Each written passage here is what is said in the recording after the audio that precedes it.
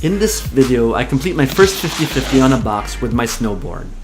I'm still learning, so I found this box in the beginner terrain park, which you can ride on easily. I tried to make a few adjustments and hit it on straight, then I used my arms to balance and bend my knees at the end of the landing. Here's the same scene in slow motion, so you can see here that I'm making small adjustments with my back leg to try to point myself in the right direction. As I approach the box, I then try to go as straight as possible, and while I'm sliding on the box, you want to have a 50-50 weight spread out evenly on the snowboard. I use my arms to steady myself as well, and I just kept on walking up the hill and doing this over and over again. You don't want to catch an edge, because that will happen, you'll fall. And the box is very slippery, and you want to actually have your snowboard as flat as possible on the box. Here's that accident in slow motion.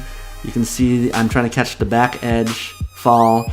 Luckily I didn't hurt myself. Whenever you fall, you want to try to avoid bracing yourself with your arms, because you can really hurt your wrist.